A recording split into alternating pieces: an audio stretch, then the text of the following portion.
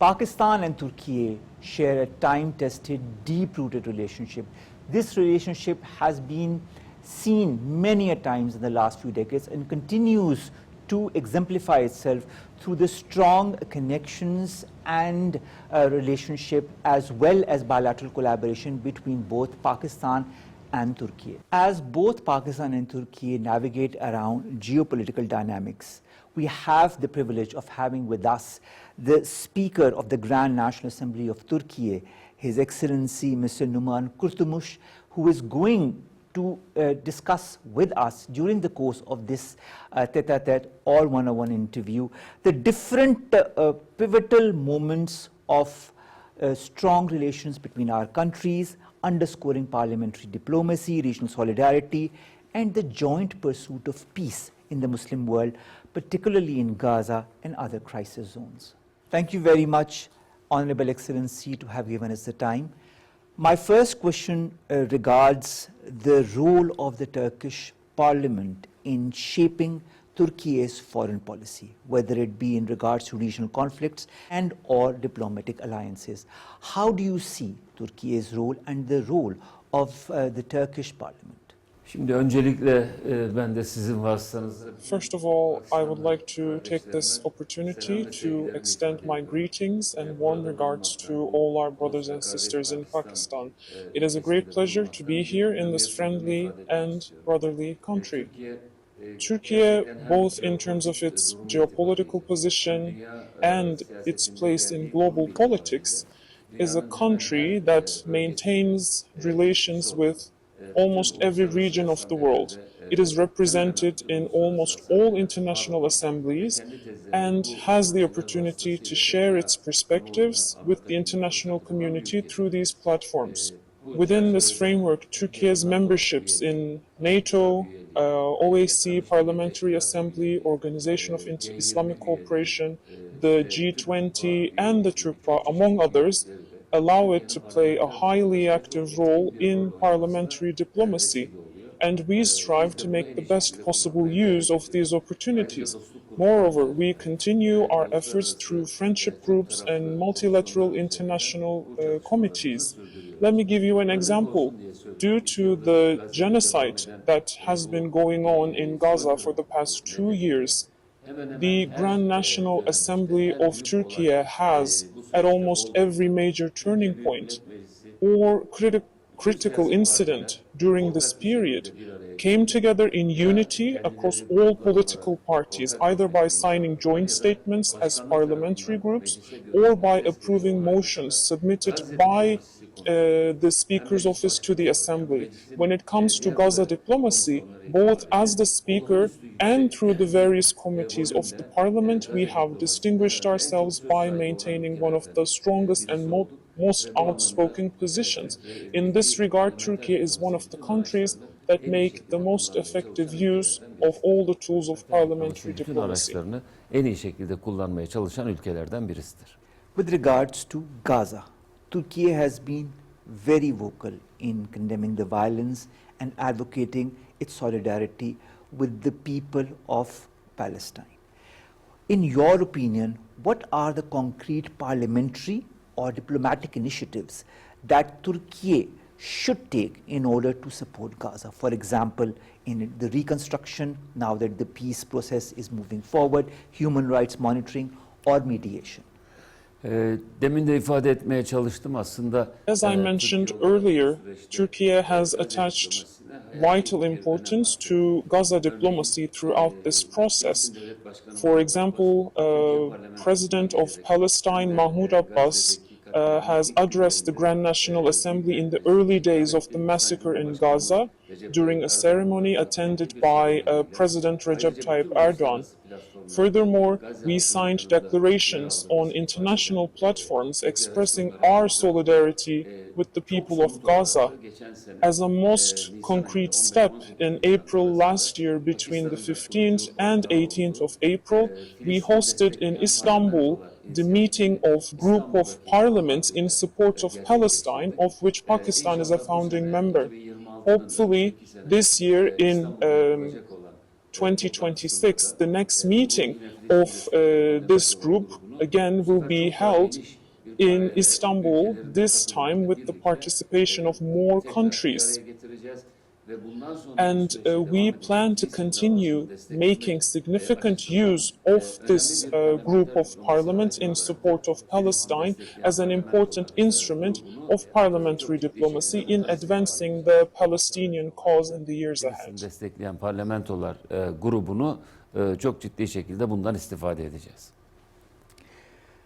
Beyond Gaza, beyond Syria, what are the regional issues you believe Turkey as well as the broader Muslim world should address most urgently? For example, the dynamics in Libya, the Caucasus or the Red Sea, and how, in your point of view, should Turkey's parliamentary diplomacy respond to these important challenges? Şimdi karşı karşıya kaldığımız bu saydıklarımız The many crises, conflicts, and tensions you have mentioned, and even the ones that you have not, are in fact reflections of the broader tensions within the global system.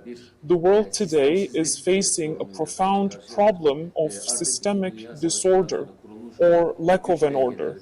The balance of power established after the World War II no longer exists. As a result, new areas of conflict emerge everywhere. As you mentioned, Pakistan finds itself having to respond to conflicts and pressures imposed upon by India. Major challenges are unfolding in Libya. The tragedy continues in Gaza. The Russia-Ukraine crisis is ongoing, and the region around Turkey also faces numerous other problems. To address these challenges, it is evident that there is a pressing need for a new global system. In other words, Gaza has shown us that the United Nations can no longer secure peace, neither in Gaza nor in the Russia-Ukraine war. The current architecture of the United Nations must therefore be reformed. In terms of parliamentary diplomacy, the responsibility that falls upon all parliaments is to develop policies and ideas for building a new international order. From the perspective of our countries, the greatest challenge facing the Islamic world is its failure to unite, lack of cohesion, and its limited capacity to tackle issues collectively and effectively. This crisis has revealed itself that Israel's strength does not merely come from its military or financial power, or its control of global media, or the influence of Jewish lobbies. Its greatest strength, the Israel's and Zionism's strength, lies in the disunity, fragmentation, and lack of will within the Islamic world. As Muslim nations, our population is approaching 2.5 billion, and the presence across the most strategic regions of the world, from Morocco to Indonesia. Our foremost duty is to secure unity, solidarity, and coherence. If such unity were achieved, could anyone dare to act against a Muslim country? Therefore, two key responsibilities lie before us. First, to develop ideas, policies, and alliances for building a just and balanced global order, and second, to strengthen the unity and solidarity of the Islamic world. Both are historic responsibilities that we must embrace with determination. Tarihi bir sorumluluktur. Let's come to the relationship between Pakistan and Turkey. Now, these ties have historically been strong. There have been so many examples where both the countries have backed each other in the good and the bad times. These relations are underpinned by religious, by cultural and strategic affinities. In your point of view, where is the room for further improvement, for further strengthening of this collaboration, cooperation between Pakistan and Turkey? Also, from the perspective of the Turkish parliament, how can members of the parliament of the institution themselves also deepen the engagement with Pakistan or the Pakistani parliament, for example, through the exchange of delegations or through different delegation level visits like you yourself, sir, are here, or study visits or joint legislative initiatives or parliamentary forums? What are the avenues you feel would be important for both the parliaments to strengthen each other's collaboration and also understand each other better? Öncelikle ifade ettiğiniz gibi tarihi, kültürel anlamda çok derin bir As you mentioned before, our nations share a profound bond of brotherhood, kinship even, one that runs deep historically and culturally, extended even to kinship. We know well how, during the time of the Caliphate, the people of Pakistan supported Turkey's independence movement, how Pakistan stood with Turkey during the Cyprus peace operation, and most recently, how the people, government, and the state of Pakistan stood by us following the devastating earthquake in 2023. The relations between Turkey and Pakistan is truly one of heart-to-heart sincerity. And Turkey and Pakistan are like two states of a single nation, and nothing sets us apart. In recent years, especially between the two governments, relations have developed and advanced remarkably, reaching an excellent level. The term enhanced strategic partnership no longer suffices to describe it. We believe that our parliament must also take the lead in this excellent relationship. Allah willing, we will continue to strengthen and expand our already close parliamentary relations, as there are many opportunities for friendship groups and specialized committees to work together. In today's meetings with my esteemed brother Mr. Ayaz, we have also discussed this matter, and if all goes well, we will take significant steps here to further advance interparliamentary cooperation. As you know, cooperation between Turkey and Pakistan has been growing across many fields, and one of the most important of these is the defense industry. There is also great potential for partnership in the energy sector. Moreover, we mutually see substantial opportunities for collaboration in the fields of education and culture. However, despite this vast potential, we have not yet fully utilized it. Potansiyellerimizin olduğunu görüyoruz. Henüz bu kadar büyük potansiyelimize rağmen bundan tam manasıyla istifade etmiş değil.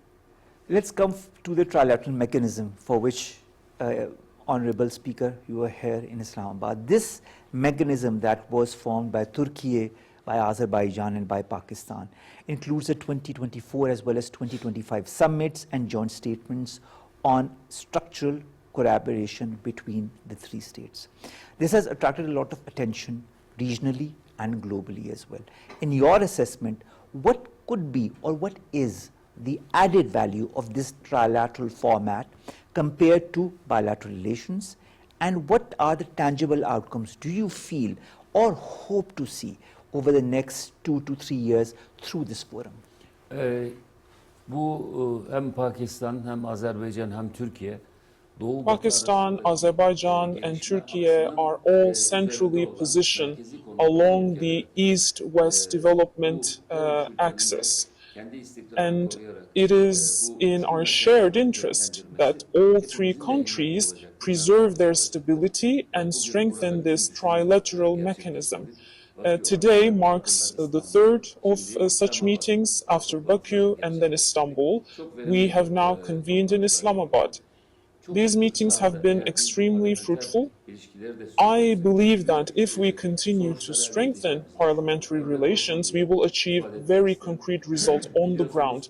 For example, as you know, there is the Development Road project in Iraq. And this project does not concern Iraq alone. By linking it to energy lines coming from the east, it could connect Iraq's energy network to the middle corridor through Pakistan, Azerbaijan, and also to Turkey. This would create significant momentum, not only for the three countries involved, but also for the wider region. So this is a trilateral mechanism with very concrete results we're talking about. As long as we do our part and work diligently, the outcomes will follow. Güçlü bir şekilde çalışalım, sonucu alırız. All right. Honorable Speaker, as a Speaker of the Grand Turkish Assembly, you hold a unique advantage, when it comes to legislative diplomacy or interparliamentary engagement. This is something I feel is extremely important in this day and age when democracy becomes extremely pertinent to handle different crises. How do you think that the Turkish parliament can contribute to A, public diplomacy in Muslim majority areas. My second is parliamentary mechanism for overseeing foreign policies, crisis mediation, for instance, through parliamentary channels, and I think this is a very important channel that could be effectively used. Has parliamentary diplomacy, in your point of view, made a concrete difference when it comes to bilateral or multilateral issues in the past? Tabii şimdi yani parlamenter diplomasi bildiğiniz gibi Today, uluslararası as you know, parliamentary diplomacy has become one of the most important instruments in international relations. Government-to-government relations are certainly important, they matter, but parliaments, as the heart of democracies and the center of national will bring together diverse voices and political parties to reach shared positions. In essence, strengthening parliamentary diplomacy also means activating people-to-people channels, what you call public diplomacy. For instance, when a meeting is held where members from many different political parties in the Turkish parliament come together with their counterparts from the Pakistani parliament, it allows for more than just official government positions to be conveyed.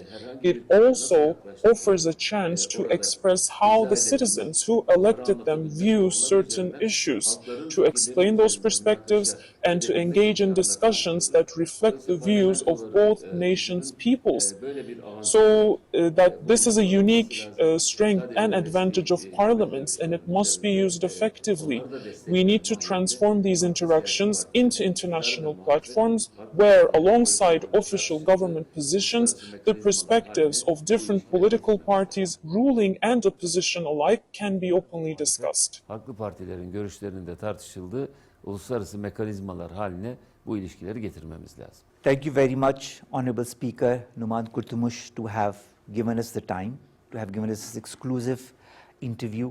I feel, as a Pakistani who has immense respect, love for the Turkish people, it gives me the opportunity to further enhance that avenue of regard that I have for the Turkish people through this interview, and I'm sure that this is a feeling that is reciprocated in all its essence and spirit.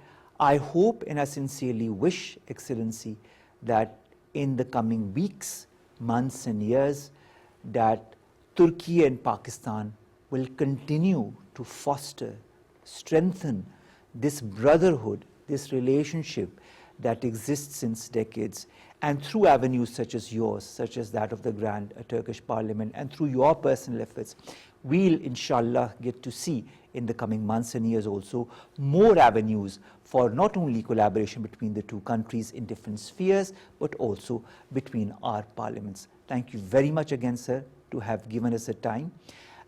Ladies and gentlemen, that brings us to the end of this very exclusive one-on-one interview with the Honorable Speaker of the Turkish Grand Assembly, His Excellency Numan Kurtulmuş. Thank you very much again, and may Pakistan-Turkey friendship, love, respect continue to prosper in the years to come. Thank you, sir. Thank you so much.